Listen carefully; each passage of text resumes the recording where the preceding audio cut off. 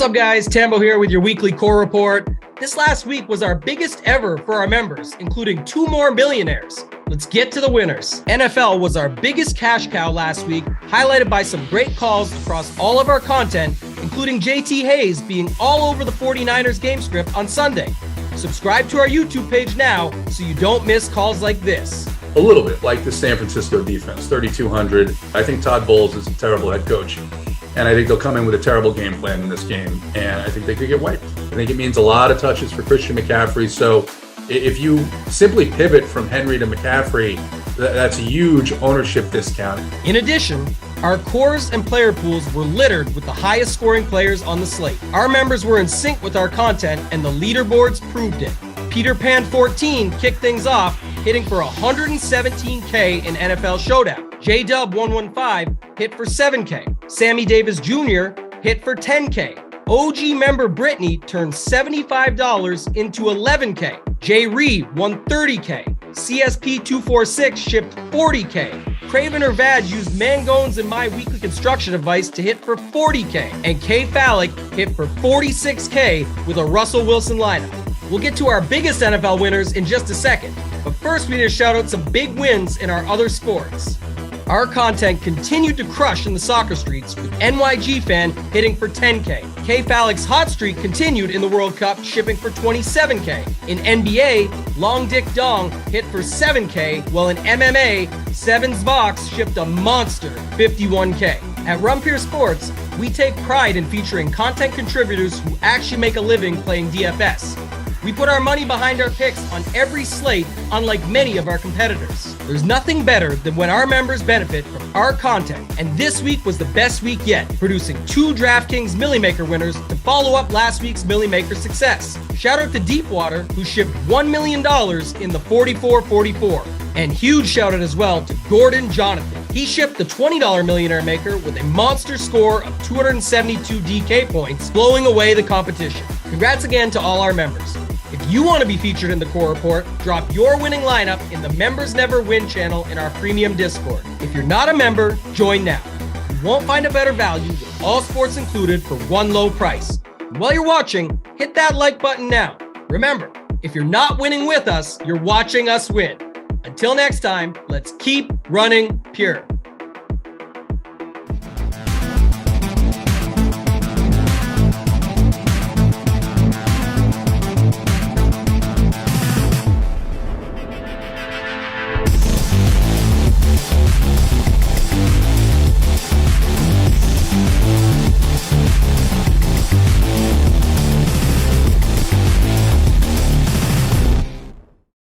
Ho, ho, ho. Oh, no, wait. I'm supposed to wait on that one. I'll come back to that in a sec. Welcome to the lineup review show here on Rumpier Sports YouTube channel. Make sure you guys hit that like button, hit the subscribe button. I'm JSU, as always, your host for this show. And we got 2/3 of the show today because my favorite Canadian is flying back from New Orleans in the live final at DK. So you get to see more and listen to more of my voice and my guy, KFALIK, Mr. Kevin. Kevin, let's bring you in here. How was your Sunday? Did you have a great time stacking that afternoon slate? Talk to me about it, man. Yeah, happy Hanukkah, everybody. First night of Hanukkah last night. I hope y'all got to watch the lighting of the candles at the New York game last night. Beautiful Hanukkah celebration there. Yeah, it was a fun slate. I sat there watching these early games do nothing in the first half, with chat going crazy saying KFALIK's got it again, and then decided to have 3 overtime games in that slate in the end. We got to talk about this though, Kevin, because Saturday you're in chat. All right, but so Saturday obviously we had the 3-game slate, so I got to bring this up because it's just the 2 of us, and so I'm in chat. I was answering a couple questions. I think Kevin just comes in, drops the bomb. He's like, "All right, are we ready? Are we ready?" And I'm like, "Okay, what are we doing, KFALIK? Tell me what we're doing." And he just said, pretty much Cleveland and the Ravens. Give me Tyler Huntley. Give me, and I literally just dropped the GIF like I'm out, like the deuces GIF. I just like faded back into the trees or whatever, and I just left. I was just like, I can't do it. I'm not going to do it. And then the whole first half of that game, Kevin, the whole first half of that Indy game, the chat is just going nuts. I'm never doubting KFALIK again. It's amazing. KFALIK's going to ship. Oh, man, I didn't follow KFALIK's route. And then what happens? Justin Jefferson comes out and says, KFALIK, you ain't winning cheese tonight because me and Kirk Cousins, we're coming back and we're whooping Saturday. And that's what happened. It's okay. So let me say I had a conversation with Big T over the weekend because I had a good week. I had a good week for those that aren't aware. Had a great basketball slate on Friday night. Yeah, Friday night. I had a good week overall, but the Friday night I had the basketball slate, and on Saturday I shipped all of MMA as well. So I'm texting with Tony, and Tony goes, "You're having a great week. If only I could get you to stop playing Cleveland Browns and whoever plays them, you'd actually have a really good overall bankroll. But you keep on playing against the freaking Browns every week." And I said, "Yes, you're right." So yesterday I decided that the good news was the Browns weren't on the slate, so I didn't have to play any of that game. But it was the afternoon for me. I was all over those afternoon games. I thought that I did like the Chargers-Titans game. Don't get me wrong. The Titans-Chargers games I thought was going to be good. I ended up being very underweight on it, though. Mike Williams was really the only guy I played. I played some Titans defense because they were super cheap, and I needed them to be able to fit everything else. But I hammered that Bengals Bucks game, and it started off rough for me. It was looking really bad, except for I had a lot of Mike Evans.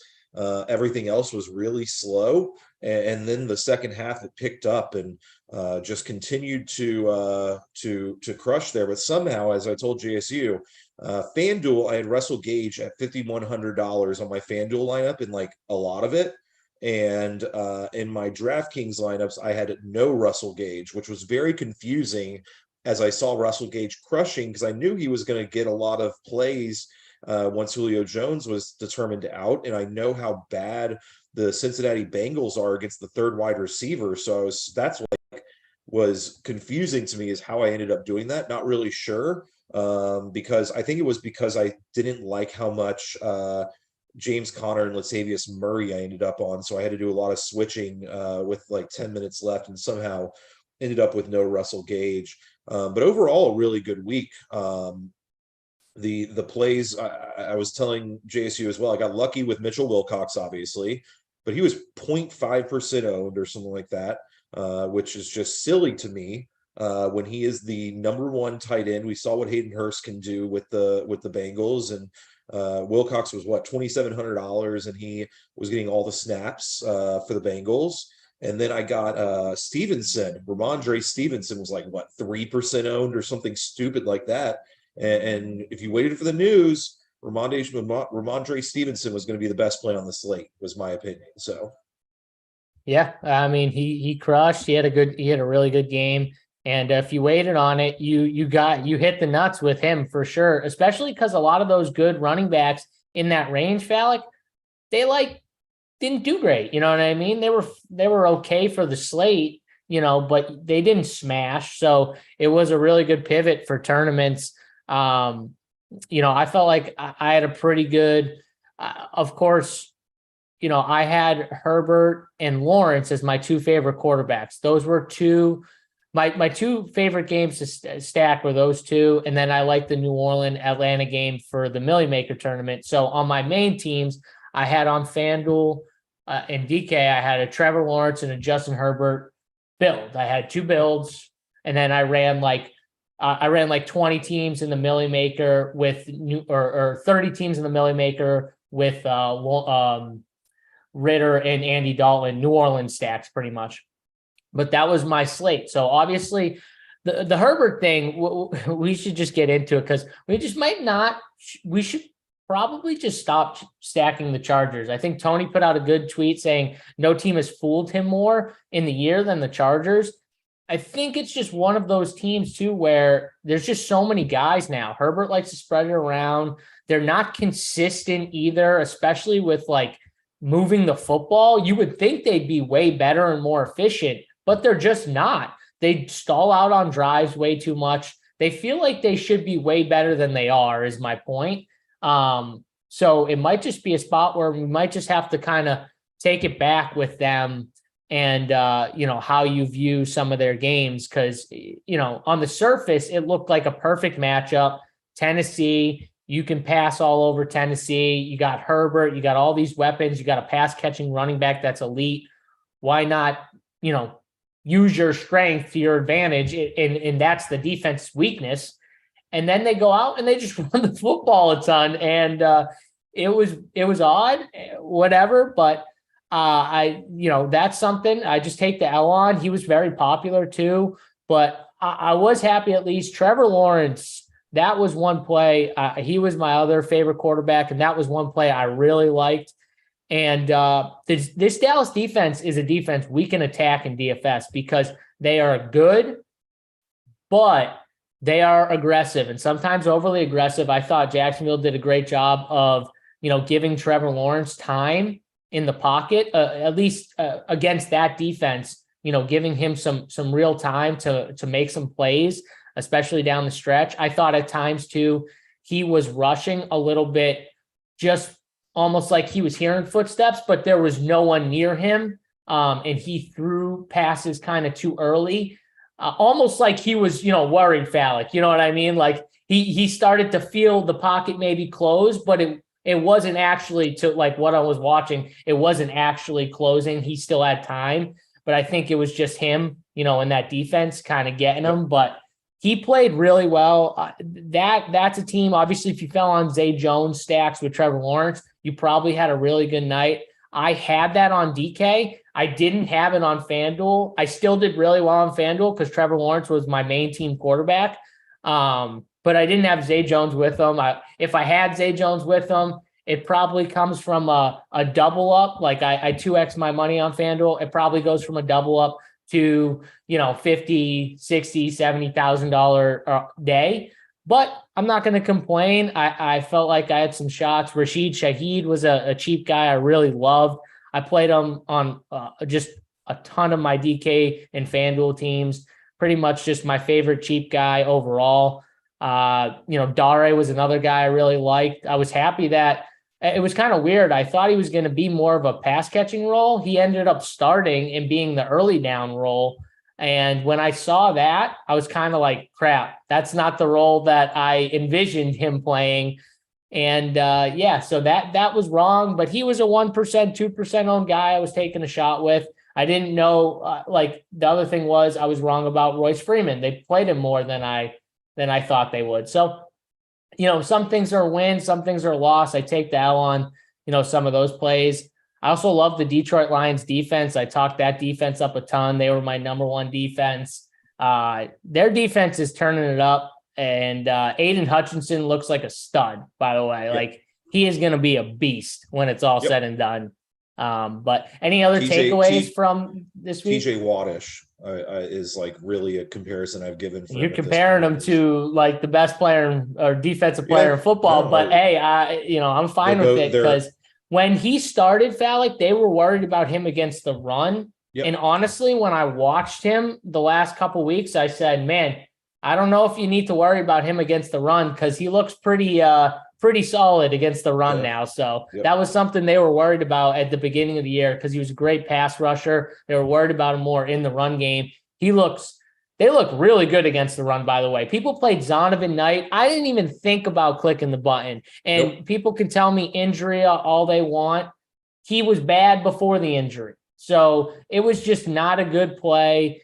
And some of those times you just got to use your head with some of those guys that are just being projected for literally just because they project them to have this volume.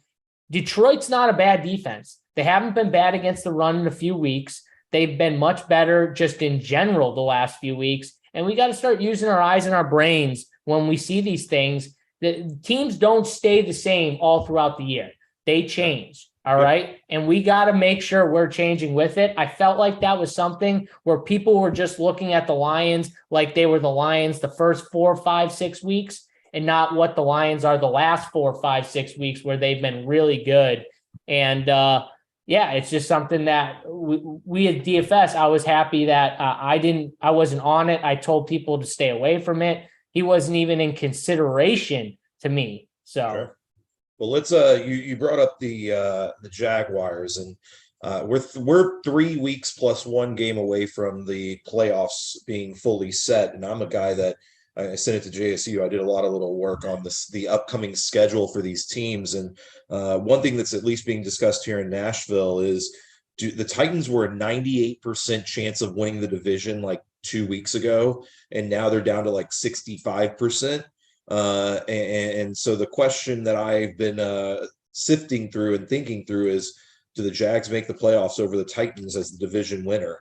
And they have similar schedules. It's funny because Tennessee's had Jacksonville's number like in past years. Yep. It does look like to me Jacksonville is Trevor Lawrence looks legit. Like last year was obviously a growing pain year for him. You know, he had some stretches where he was just not good. But we got to remember, this dude was like the best prospect to come out of the draft in forever. Like, when was the Peyton Manning? I don't know, whatever it was. He is like the best since, and we just need to give him a little bit of time. It is starting to look like he is ready to take over. I mean, some of those throws towards the end of the game, like highest pressure you can have too against Dallas, a defense that people rate very highly. And he stood in there, took shots, made some big throws. I thought he played really well. And I think they're primed to win that division. Another team, the Lions, that you talked about the percentage for the Titans to win. The Lions had a 1% chance when they started like 0-5 or something, or whatever it was, to make the playoffs. And now that chance is up to like 50 or 60 or something crazy like that. So it's funny. We see the differences in some of these teams. The Patriots are still in it. They still have the tiebreaker over the Jets as well. Yeah, but that was, God, how pissed do you think Bill Belichick was watching that happen?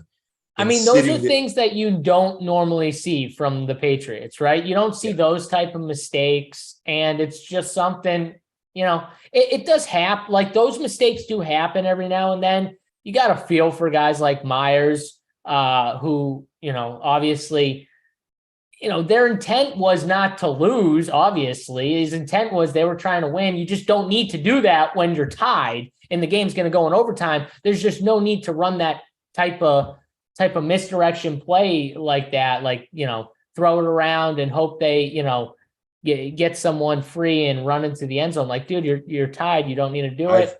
I've never seen a team lose like that. You're saying that it happens, and I've never seen a team No, lose I mean like mistakes like that at the end of games. Not that specifically. I don't think I've ever seen that happen specifically, where he throws it legit into the hands of Chandler Jones, and Chandler Jones just stiff arms the crap out of Mac Jones as he runs to the house. I mean, that was priceless. And Mac Jones just folded too, just nothing, just completely folded. But yeah, that was wild. I thought the Terry McLaurin play was insane last night, where you can clearly see in the video. If you didn't see it, you can go on YouTube, type it in, and you can see he looks at the ref. He even said it like post-game conference. He asked him like, hey, am I good? The ref told him to scoot forward a little bit.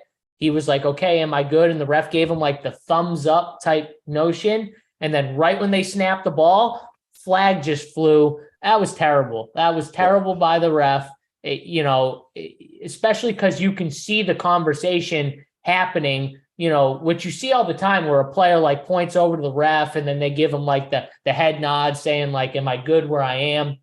And then he throws that flag. It's just absolutely terrible. It stinks.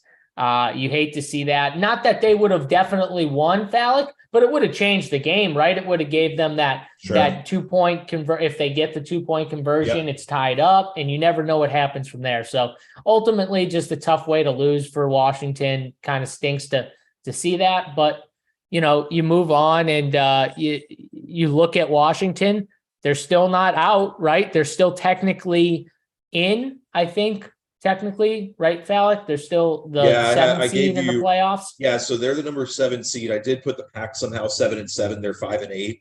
But that was going to bring up the conversation of, do the Pack actually have a chance of making the playoffs? I think the Commanders just lost their playoff hopes. I think that they're done.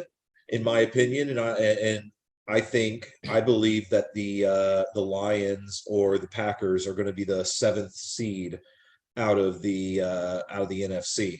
I think the Seahawks have I'm not saying they're done. I think that Chase Young has a chance to come back for Washington. They get the 49ers next week. Then they get the Browns, and they finish off with the Cowboys, which is kind of interesting because from what I'm looking at right now with the schedule you gave me, so Dallas, they don't clinch. They clinch if they win next week, correct? No, they've already clinched a playoff berth, but I don't think that they've officially. They're clinched not the division, though, right, Fallon? Yeah, the division. The Eagles, I think, are going to clinch the division next week if they win. Oh, I'm sorry, the Eagles did. Yeah. So they're not but they clinched the playoffs. So who knows what they do in week 18, right, Falik? I mean, sure, yeah. They're also the team though that played their starters last year, right? So they could still play their starters, I guess. Technically, but yeah, we'll see. I'm not ruling Washington out. You got the Giants, who they're right behind them. They get the Vikings, Colts, and Eagles. Eagles will probably rest their starters. I'll bet that. So they probably have a freer path to the finish line, obviously to get there at least. And we'll see. Tampa's in the mix. 6-8 Tampa. So, if you finished under 500, I think you shouldn't be allowed to be in the playoffs. I think it should be a rule. We just bring the next tied or over 500 team into the playoffs. You should not be below 500 and be in the playoffs. That's just a rule. That's not Tom Brady hate either. I don't want to hear about it. And I don't want to hear Tom Brady as a DFS play. Please, let's stop. Yeah. We got Jalen Hurts putting up 35 burgers like it's nothing. We got Justin Fields running for 100 yards plus like it's nothing at quarterback. Trevor Lawrence dropping dimes. No Tom Brady. Before we keep going, Falik, with this, I just want to remind people, make sure you hit that like button. That's that thumbs up button.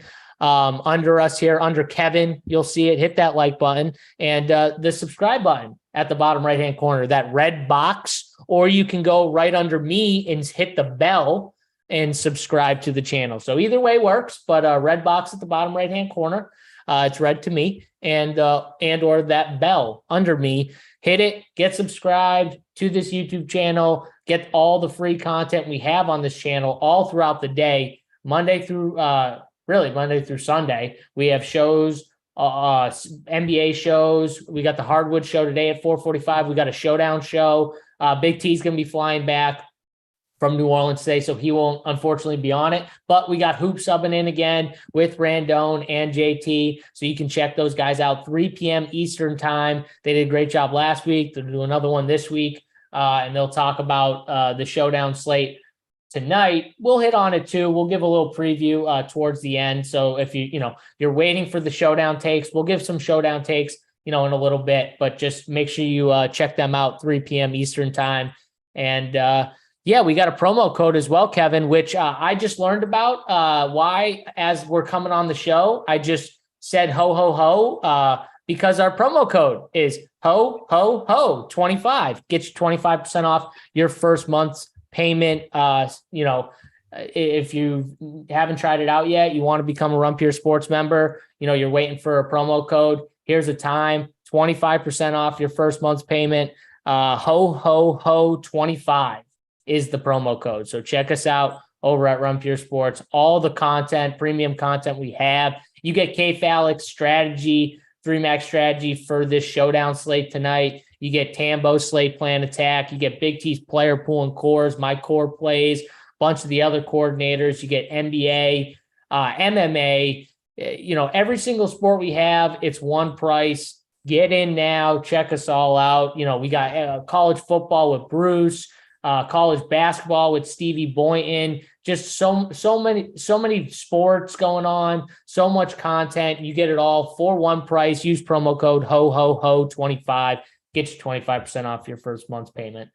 All right, Kevin, back to this playoff talk before we get into breaking down some lineups. What else do you see in here?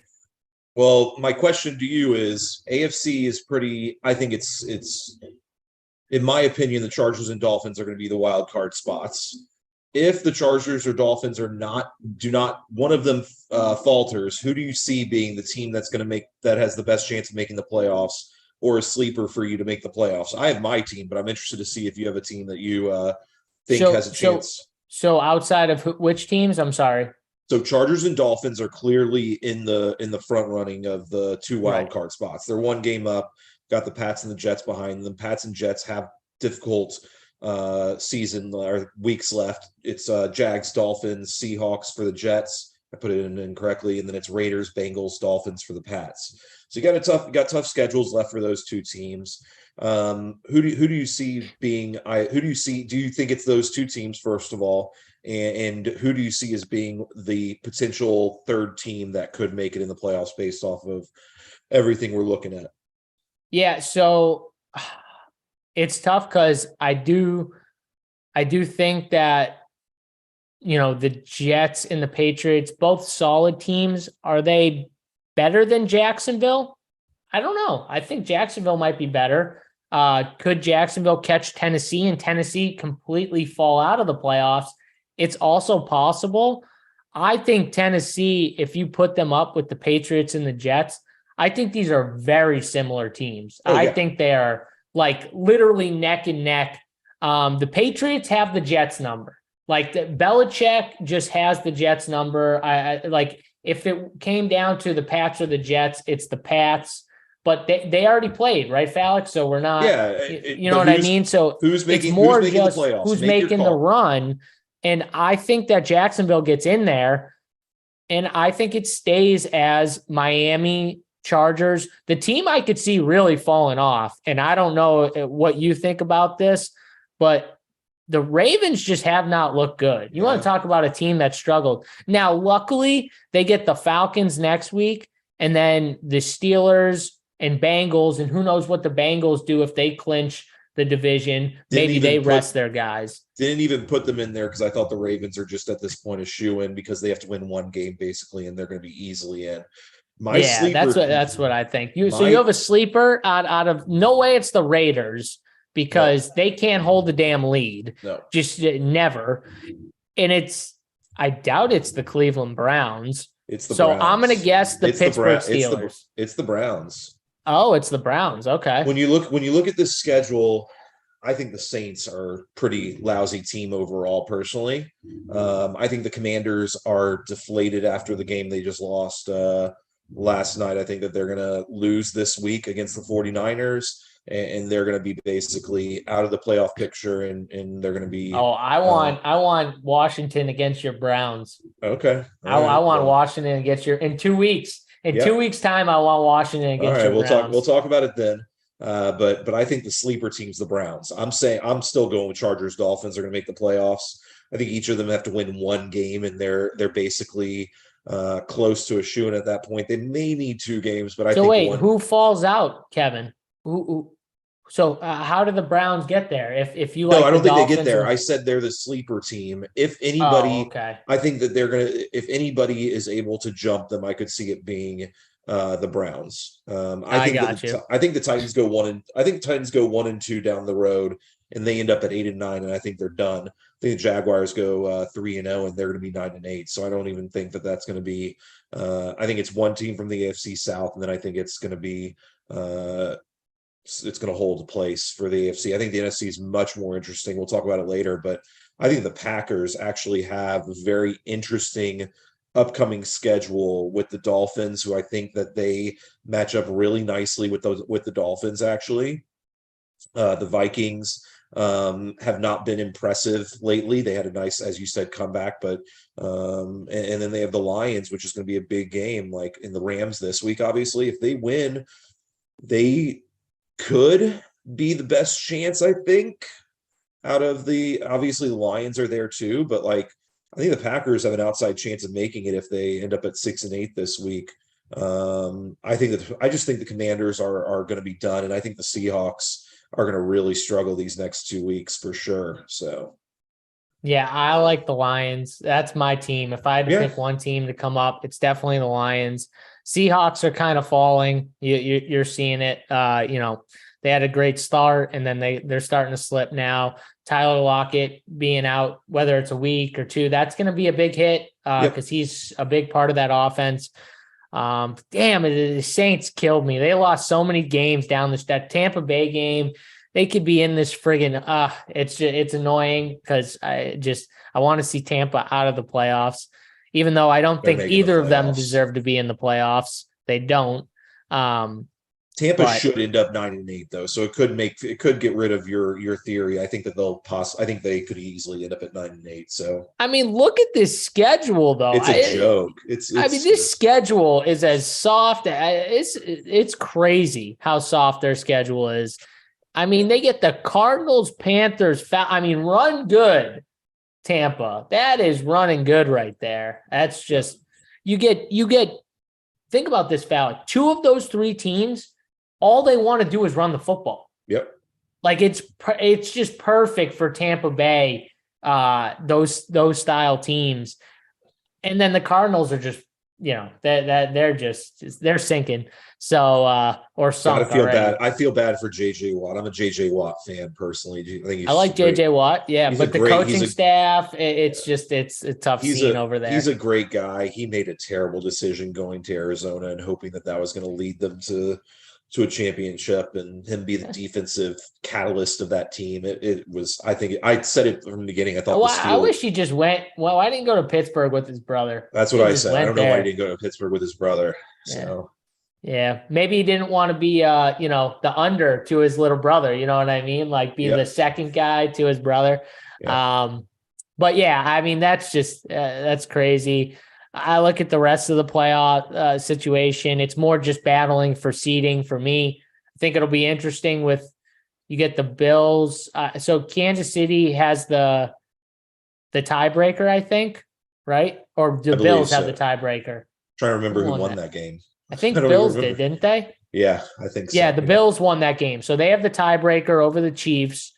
So they pretty much just need to win. Well, I mean, obviously they're tied, but so that could still change. The Bengals could somehow catch them if the Chiefs and Bills were to lose 2 games. I don't think that happens, but you never know, I guess, with the way it looks. And the Bengals get the Bills in 2 weeks. So that could help. But I don't see much else, Falik, unless you see anything else. No. I think we've killed the playoff discussion at this point. All right, so let's pull up the Millie Maker winner from last night. We'll just look at it real quick from the main slate. And I got it right here. I sent it, but while Simon's getting it up on the screen, I'll read out the team. And it was Pat Mahomes, Jarrett McKinnon, Tyler Algier, which this was interesting because I thought Tyler Algier, if there wasn't so many bodies on that team, he would have been a decent play, but they just used so many running backs. But what happened was Huntley went out early. He got hurt, I'm pretty sure. And then they just couldn't throw the football. So all they started doing was pounding Cordero Patterson and Tyler Algier because they just couldn't. They did not have a passing game. And so he smashed.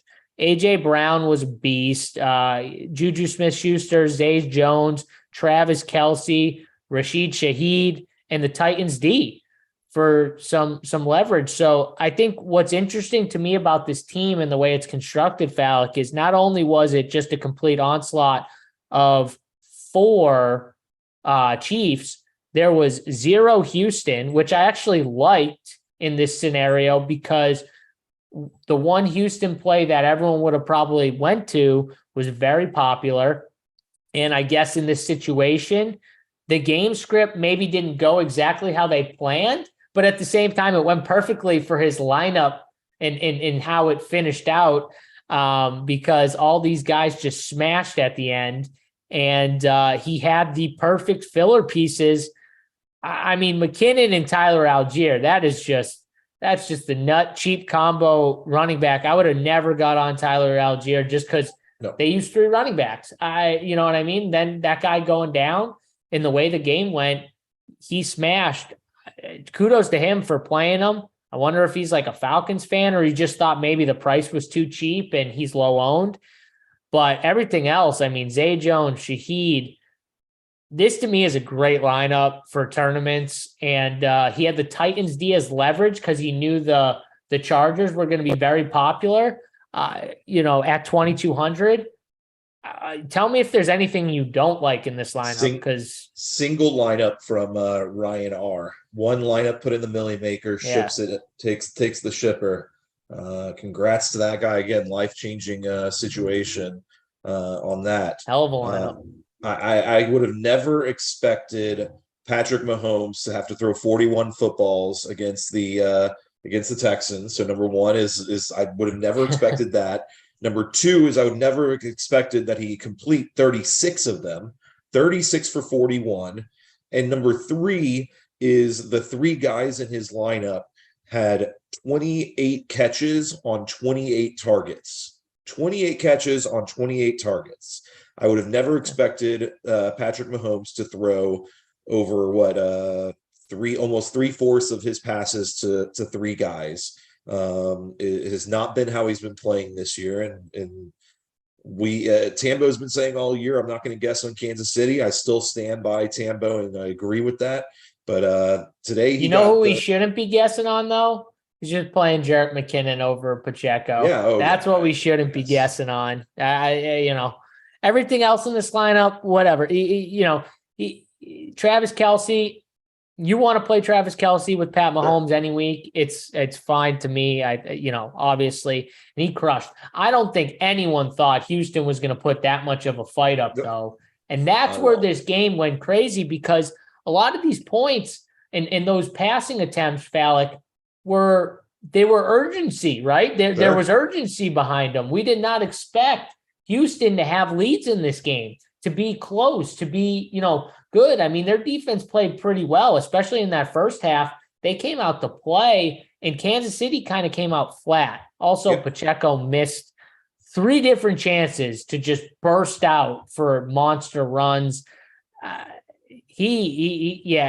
don't know about him. He's young. I'm not sold on him at all. If you're wondering my feelings on him, he missed. He really did miss too. There were some monster holes that I was like, oh, this dude's going to be gone.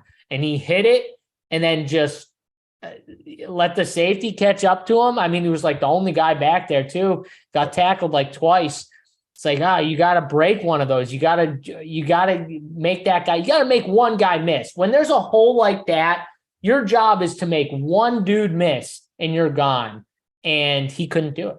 Just couldn't do it. But yeah, outside of this, I mean, he had the perfect, one-offs and stuff like that. He had the Zay Jones, Shaheed, and Tyler Algier. And KFALIK Burner in the chat saying, no one's playing or getting on Tyler Algier. Well, this was one lineup, you said, right? Yep. So I'm assuming he clicked all those players in by himself. Now, whether he was the last guy in, maybe he's an Atlanta fan and he loves Tyler Algier. He likes, his hometown team. Who the heck knows? He might have just landed at 4,700 and said, who can I play who's 4,700? There wasn't many options. You know what I mean? That wasn't a range there was many options from. At so running back also. Know. Not only 4,700 at running back. I think you have to add in that piece. That's what I mean. That's what I mean too. Yeah. We couldn't play him at the flex. So Correct. you don't know how he got on this guy, but at the same time, he built that lineup. So he clicked on it. It was probably hand built, and shout out to him for this lineup, because it's insane. One lineup too. That's why you take your shot in those tournaments. Even if you play one lineup, you just throw it in there. You get a little luck on your side. And there was definitely some luck that came in on this team getting there, but it worked out. And you need a little luck in these big field tournaments. That's what helps. So shout out to him. And let's get Simon, let's swap it to the winner from last night. Winner from last night's showdown, high volume player. I think a lot of people know him. Ricky D hit for 98,000. Falik, was this 5? Okay, so split 5 ways. He was one of them. I forget the other guys that shipped, but just he was one of them that shipped. All high And, volume people. I yeah, can't they were all remember, but big volume players, I think, for the most part. Jahan Dotson was the captain winner. He had Saquon. He had one quarterback. It was Heineke, Terry McLaurin, and the Giants defense with Graham Gano, which is interesting to me in this build, which made it so unique, Falik, right? And why there was only 5 people on it. This build was super unique. He had the quarterback, wide receiver, and the captain, and another Washington wide receiver. So he had a 3-3 build with the running back on the other side, the Giants D and Graham Gano. Talk about this a little, foul, because this is an interesting. You don't see a lot of 3-3 builds with the defense from the other side of your captain. yeah. So 900 left on the table. It was 49-1. It was used salary cap wise. It was he and them. I cannot say enough about Thibodeau last night. Thibodeau just completely crushed last night. But as we know, it would have been a completely different situation. Unfortunately, based off of the Terry McLaurin getting that called against him, and a lot of things did not go Washington's way. They ran pure at the end. These 5 people who had this lineup, because that touchdown would have changed some things, I think. Maybe you don't know, obviously, because they get the 2-point conversion. They don't get it. Then it's probably lights out. But hey, it could have changed things for sure. Yeah, but no, I think it just shows that defenses are always viable in these type of slates, because all you need is the one touchdown, the couple sacks here and there, stuff like that. I didn't personally like any of the running backs for Washington. I know a lot of people were on Brian Robinson, not my kind of guy last night. And you got really Graham Gano was 25%, while on the other side, I believe Joey Sly was like 43%.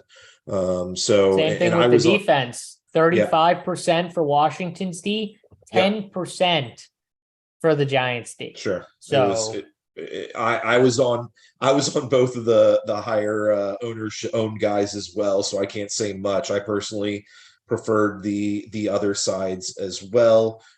Joey Sly got Ron Rivera is the new verb. By the way, how are you not kicking a 51-yard field goal because there's a little wind blowing back in your face? Yep. What?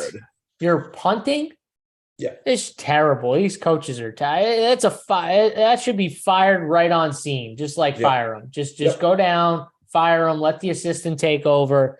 You should be fired. That's just awful. But Falik, we've seen this. Actually, we saw it with the 3-game slate where the Colts defense with Vikings was just like the complete nuts if you played anything like that. Yep.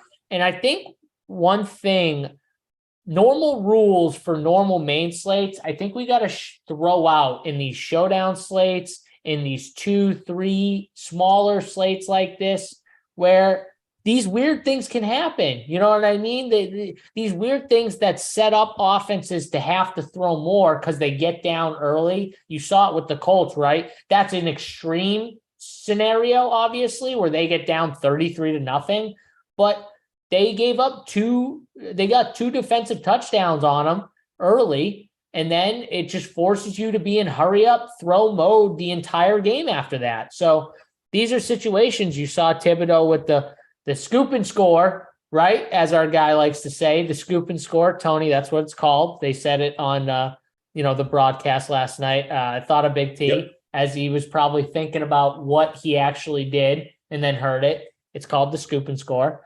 But those are situations that happen. And is it random? Is it weird? Yes. But Showdown can be random and weird sometimes. And I think we got to think of some of those unique type things when we're building out teams, and not just saying, because normally 3-3 builds with the other team and captain, you're not seeing the opposite defense. You're just not normally. So the one thing I will say is another thing to add about showdowns, and I'm not sure if it helped on this specific lineup, but it definitely hurt me because I didn't have I had a good night with I had Jahan Dotson in one of my lineups, and he was super low owned in the 3 max stuff and stuff like that, like insanely low owned, like 13%. Yep. And so I didn't have Heineke in that lineup, and Heineke had that like 15-yard scramble, and it dropped me like $7,000 or something like that in that one scramble. I mean, just everybody needs to remember that. I will continue saying quarterbacks are valuable when they can run in showdowns. They are so valuable. And I know that we know that there's a piece, but a lot of people were playing Daniel Jones for that reason. But any type of 10, 15 yards from a running back in these type of game environments are just massive. And it was a massive turn when Heineke got that scramble. Obviously, it could have been different with whatever happened with the illegal formation and stuff like that. Well, yeah, because who scored? But yeah. Who scored? You know what I mean? Like that would have changed it completely, right? Because you know, obviously, but in the end, that's how it went. And it's unfortunate if you're a Washington fan, because you definitely got a little screwed. But you move on, and the Giants won. I think that the lineup though is very well constructed. You got 900 left on the table. You were unique, clearly very unique. And I got no issues with it. Jahan Dotson was a good play in captain. I went the Richie James route. I still cashed too with the Richie James route, which was nice. But Jahan Dotson over, because they were kind of close to each other. So that was, that would obviously been a game changer, especially in some of the higher stake stuff. But he was still a really good play. And that's probably it. I mean, this team's really well. Congrats to all those guys that ship, 5-way chop. Big money for a Showdown, 98K. So congrats. Let's move on though, Falik. Let's talk some tonight, Showdown. Because this game, you love yourself some Green Bay. You think that Green Bay could make a run. And I'm assuming you're going to be very interested in this Showdown slate tonight. This game's in Green Bay. Aaron Jones, Rodgers, the top tier guys. And then you get Baker Mayfield off of the crazy, one of the craziest games. I'll say it. I've seen in a while, where a guy who got 1 day of practice in, like 2 days with the playbook, and comes in the game after like 2 series from the guy who's been there for a couple years, and somehow wins the game at the end of the day. It is the Raiders, so I guess we shouldn't expect nothing less. But now they get Green Bay in Green Bay. Falik, what do you think here with Baker Mayfield getting a full week of practice under him? What are you thinking? That he wants to leave Green Bay without getting killed. I just, Green Bay cold tonight, and every hit hurts more when it's really cold outside. You have an offensive line that does not know how to block people. I think that they're also going to be a little scared of Green Bay hitting them and them getting hurt in the cold. I don't see much on how. That these football players have played in the cold though, right? Never. Nope. Baker Mayfield does not. Baker Mayfield has never played. Baker Mayfield didn't play in Cleveland. He knows no cold. Nope. He knows no cold. But no, I think that I'm going to be building Green Bay onslaught, which I think is going to be a very common route. But I think that this is a game that Green Bay has to they have to show up and really get everything going. It's a 39 total though. So that's the interesting piece, is that the total is low, which definitely puts like the Rams and defense in play at their price tag and stuff like that. I think you could easily play a 5-1 lineup, even if you wanted to, with the Rams defense, because the Rams are now at a point where they're spreading it out like crazy. They have 35 passes thrown last game, went to 1, 2, 3, 4, 5, 6, 10 guys. I don't think that Tutu Atwell is going to get nine targets this upcoming game. Oh man, they didn't price up Ben Skowronek after his hero performance last week. Skowronek is going to get a ton of got a ton of targets. I think there's going to be a lot of people going that route, to be honest. Like, I think a lot of people are going to go with those two wide receivers. I'm seeing them projected really high in regards to points per dollar and stuff like that. So I think people are going to go that route. As we can joke about it all we want, but I do think that's going to be a very common route. The running backs there, I think that there are clearly three running backs now with the Rams as well, with Akers, Williams, and Malcolm Brown now getting some work. There's not much that interests me on the Rams side. I'll wait for JSU and everybody else that we have great content on Showdowns, and I'll wait for everybody to give their opinions, to provide me a little guidance on who the Rams players are. But I don't see much personally, and I could see mistakes that Aaron Rodgers does, and that offensive line has a mistake here and there. And a defense getting 6 points at what price are they? I forgot. $3,400 could be the one Ram that I'd have interest in, but otherwise it's a lot of Packers for me. I really like these Packers. I think Alan Lazard's a great play tonight. I'm iffy on Christian Watson because all he does is score touchdowns, but if he doesn't score a touchdown, then what? But it seems like he's getting a lot of run and stuff. And then these running backs, I think that you can do double running back again for the Packers. Aaron Jones and AJ Dillon are both on the field at the same time if they're both healthy, and both getting a lot of run lately. So I think you can play easily both of them with the quarterback and fill in the pieces from there. Yeah, so a couple things. One, if you just pull up any projections, for the most part, a lot of the higher projected guys are mainly Packers. So you're going to assume that like Packers are going to be, it's going to be heavy Packers season. Sure. Packers are going to be in the captains.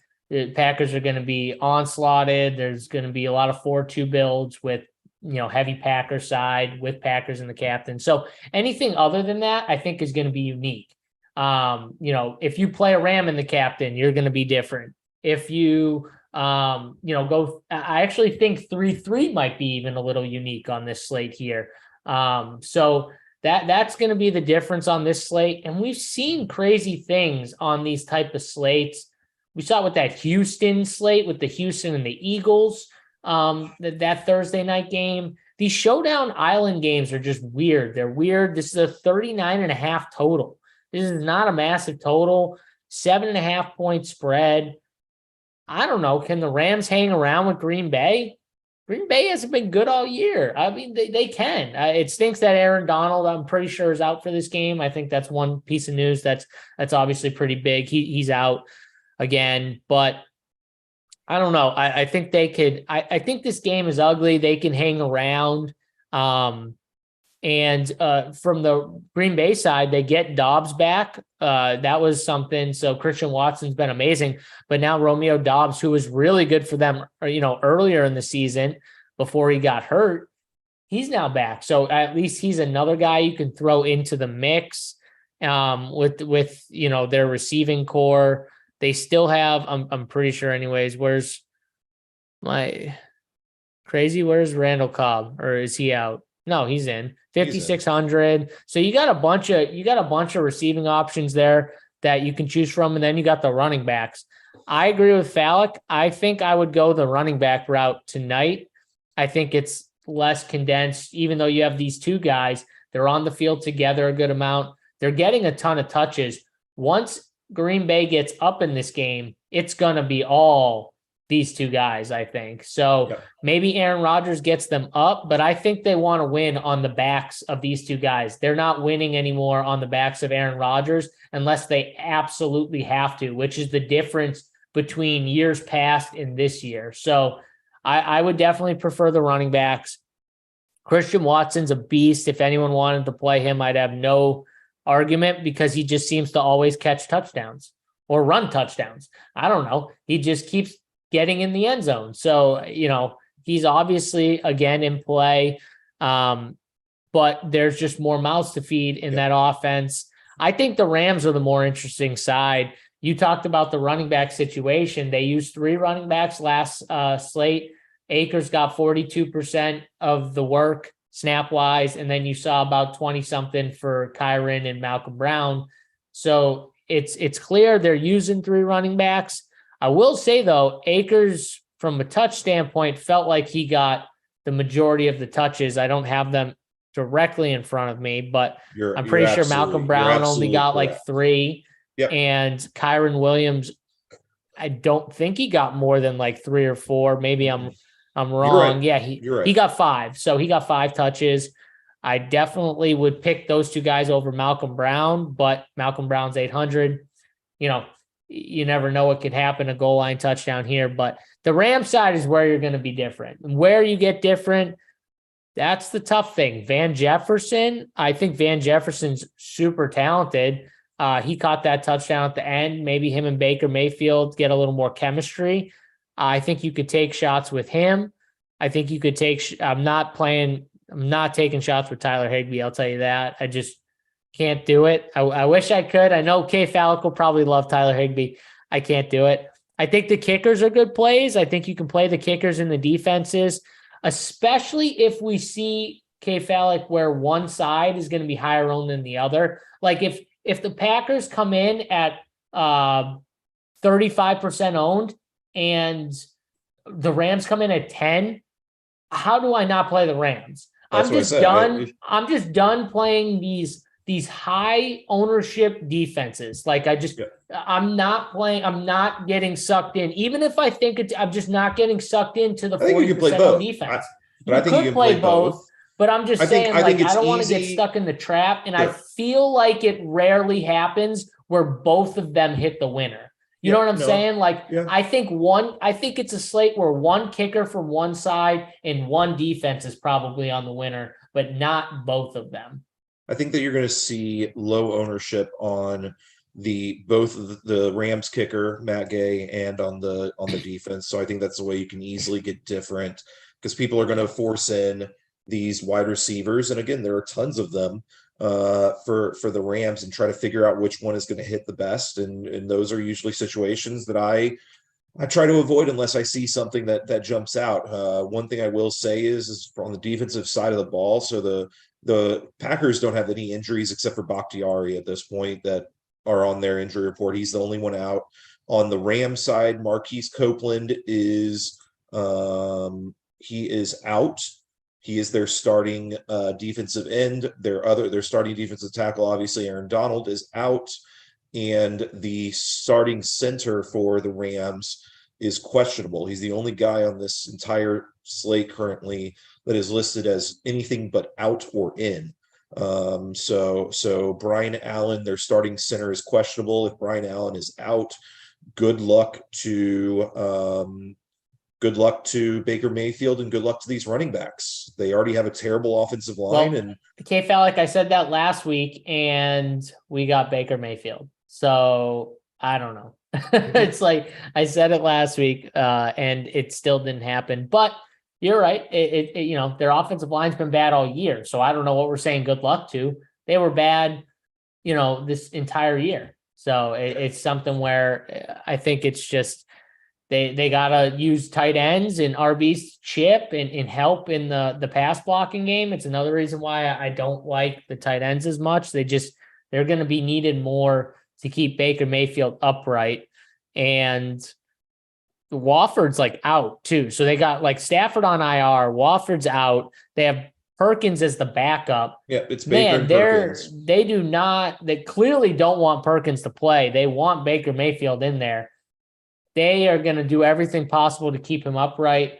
See a lot of running, a lot of screens, a lot of short, quick passes, just like everything like that. Get the ball out, try and control some clock. And it's funny, I think on the other side, you're going to see a similar thing. I think they're going to want to be methodical with it too and run the football. And that's where this total is so low. And I kind of agree with it. Like, it's probably going to be another ugly type 16-17 type of game like they played last week. Maybe not exact, but something like that. So yeah. Vinny asked the question, any cheapies that you like tonight? Are there any? And that's why I think that the Rams defense is in play for me, is that they're the cheapie that I currently can only consider. Like, I guess you can consider Brandon Powell, but I think he is going to be over-owned for what he can do. Personally, if the game gets out of hand, obviously Malcolm Brown's in play. If it gets totally out of hand, and the same thing for Patrick Taylor if it gets totally out of hand for $200. But I'm not banking on either of those. And then you got these 3 tight ends that don't do much for me. DeGara, Mercedes Lewis, Bryson Hopkins don't do much for me. So I'm trying to the problem with Hopkins is like he just doesn't get on the field as much. Like Tyler Higbee plays like 90+% of the snaps, so he just doesn't get on the field. They run a lot of 3 wide receiver sets. I guess if you wanted to pivot off of Brandon Powell, they're kind of similar type. Austin Trammell got some run last game, and he's cheaper than Brandon Powell. I'm not saying I love him, but you're asking me to pull somebody. He's $400. So he's someone, at least he's going to get on the field.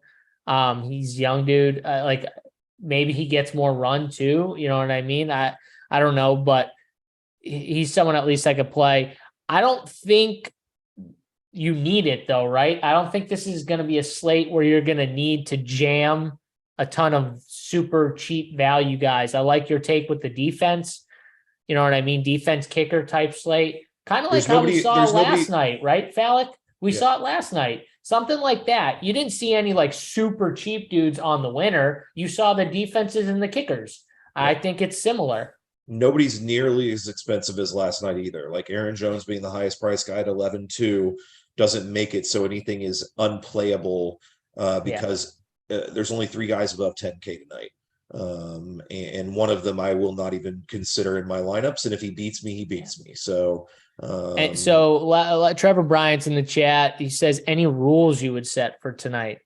Well, I guess it would kind of depend. We talked about the defense against your captain from the other side. I'm definitely not going to care about that rule. We've seen it ship, multiple slates. I'm not going to mess with that rule. I think it's fine, especially on a slate like this. If you don't see many points, if they come from the defense, but Aaron Jones on the other side gets 2 touchdowns and the game ends 21-14, and one of those touchdowns was defense and 2 of them were from Aaron Jones. Well, Aaron Jones is probably the winner at captain, and the defense is probably also on the winner. So that's the way I look at it. I think if there are any rules I'd set, it'd be I want max 2 pass catchers from either side. I obviously don't want more than 3 pass catchers from Green Bay or from the Rams hitting my builds. And mainly actually, Falik, from the Rams side, the only way I might want 2 is if I play Baker and the captain. Yep. Right. Yep. So it might just be a rule of 1 Rams receiver. And then for the Packers, I think it's a little different. I think you could play maybe 2 and they get there with volume alone, but I don't know if I will. The only way I play 2 is if I think the Rams are going to win. If I think the Rams are going to, or if the Rams, I think the best build is 2 running backs from Green Bay and fading Rodgers personally, and hoping that, one of these other guys from the Rams can outscore. Maybe it's Baker. Somehow he outscores them like 15-14. You know what I mean? He just beats him out on the winner. This is where you would expect them to be losing, right, Falik? Yeah. So who's going to need to throw more? We've seen it in these games. You want the quarterback who's on the opposite side and has to try and push to get their team back in it. So if we think the Green Bay gets up and it's run, well, that means that the Rams are losing most of the game, and they're going to be the team pushing to try and score, driving the ball, hurry up, throwing more. Yeah, no, I think that it's a fair way to look at it. Also, Baker Mayfield could run a little bit. I think he wants to show off for his next contract, possibly, if he'll ever get one. And Aaron Rodgers is wanting to win. It's just how it seems like he'll get some team will find him. I don't know what it is, but yeah, it just feels that way. Someone said, who will Jair cover? Well, I mean, he's probably not going to key in on anyone. I would doubt against the Rams here. It's not like the Rams.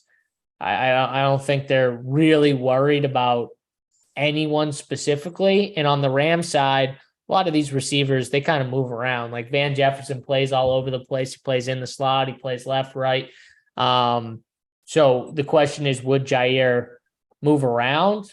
I don't think he's going to. I think he's going to play on that right side the majority of the time. And whoever lines up on his right, he's going to face. So that's going to be mainly guys like Van Jefferson, Tutu, who line up over there.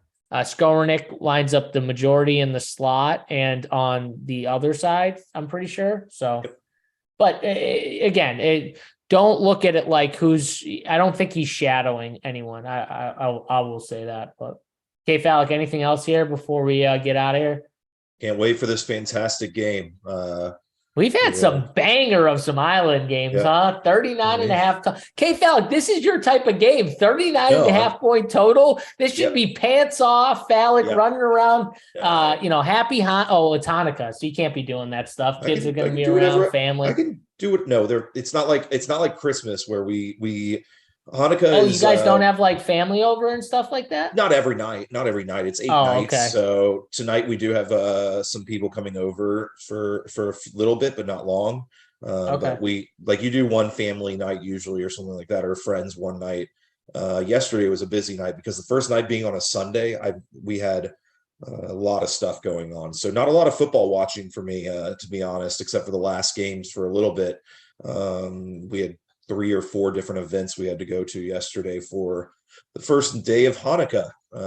So yeah, it's a fun event. Again, this is one of those times where when you have kids, it's really fun to watch them. They're so excited to do all of the things, which is always a lot of fun. So I know y'all feel the same way about Christmas and stuff. So it's really fun. You'll enjoy watching your, what is it? It's a niece, right? You have a baby nephew, actually. So it was just born late last night, actually. Oh wow. Around 11:30. The last night my brother and his wife just had their first kid. So awesome. It's pretty cool. He just called me like a couple minutes ago. I think I gotta run him over some stuff because they're still at the hospital, but everything went well, and pretty stoked about that. Good. He'll have his first Christmas, and excited for the baby and the first Christmas with them, and should be fun. So I can't wait for you guys watching. Obviously, hope you enjoyed. Make sure you hit that like button and subscribe to the channel on your way out. Hit that red box at the bottom right hand, because you'll want to get notified for the shows we got on this YouTube channel later on today. We got the 3 p.m. Showdown show. Hoop, Randone, JT breaking it all down for you guys. And then we've got the Hardwood show at 4:45, breaking down the NBA stuff. We also got other stuff. We got the rundown, the NBA rundown on this channel. That's Tyler and Spread. Normally they're breaking it down mainly from a betting side, but we got a DFS guy on there too, talking some DFS. And they're normally between noon and 1. They go on there, so you can check them out. I think Kurt. There's a special college football showdown show. I want to make sure that. And that's at 1 p.m. That's at 1 p.m. today. It's going to be Kurt, Bruce, and special guest coming on to break down the college football slate. So if you're playing that college football, I think it's Showdown, right, Phallic? It's a Showdown slate. So if you're playing that college football Showdown slate, then make sure you check them out. 1 p.m. It's going to be a free show. The rundown normally at 12 for NBA, so you can check them out when we get off. Just so much stuff going on. There's too much to honestly remember sometimes when you're going through it. I live in Massachusetts, so Johnny, I'm in Massachusetts. I am west of Boston. I'm outside. I'm just outside of Worcester. Is where I'm from. Grew up here, and I live here still now. Me and my wife live right outside Worcester. So I like it here. It's nice. It's just super cold.